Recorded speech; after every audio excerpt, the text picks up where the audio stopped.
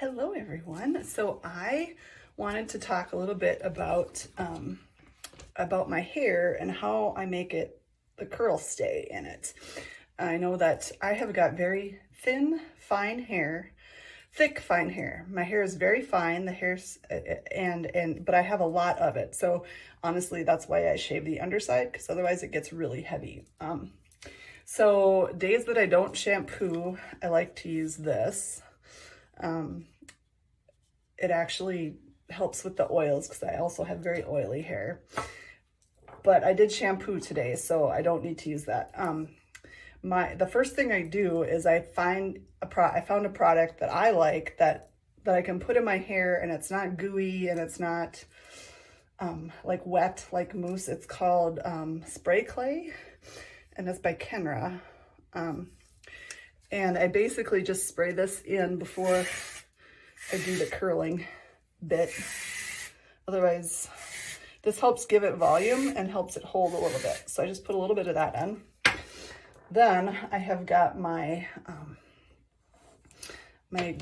have a 2-barrel iron. It's not a triple, it's just a double. You could use a triple or whatever you want to, just a regular curling iron, however you want to do your curls. One thing I'm going to recommend is do not use this brush, this kind of a brush, because it will, while you're doing curls, if you want it straight, yes, that's fine. But if you want curls, don't use this. Use something like this, a teaser comb, or use your fingers, okay? I'll show you how when we get to that point. Okay, so next I'm just going to take a section of my hair, and I can use my comb to get, I like to start in the back here. Make sure I don't have any knots in it first. That's spray stuff, okay. Then I have this on a super high heat setting. Now, with fine hair, it'll hold better if you have the heat higher. I haven't had any issues with it damaging my hair.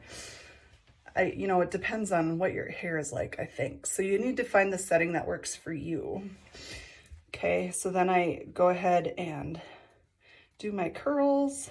Oops. I'm trying to do this in the phone instead of the mirror. I should do it in the mirror so I can see what I'm doing. There.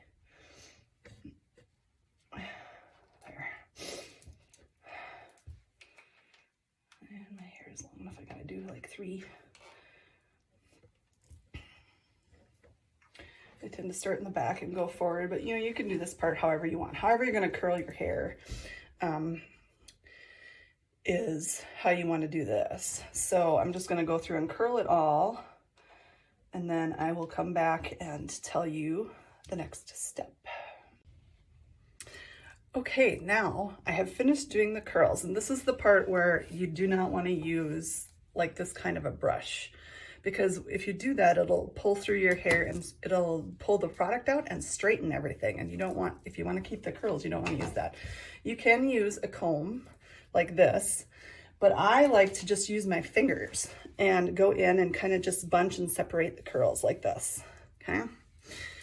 And if you find one that's weird, you can recurl, but that's how I do this. And then I use, I like this Kenra volume spray for my hair because it helps hold the volume a little bit in the curl. So I'm going to spray a little of this in, and I like the smell of Kenra too, actually. And it doesn't feel dirty. It still feels clean. It still has a little bit of movement. It's not like solidly stuck to my head. And then throughout the day, if my curls start to go flat, I can just kind of do this and it'll bunch back up again. If I want to give it another spray, I can. But those are the tips I wanted to share with you about having your hair curled and having the curl hold through the rest of the day, especially if you have fine hair. This has been working great for me, and it took me forever to figure out how to hold a curl because my hair wouldn't do it. So I just wanted to share the tips. Thanks for listening.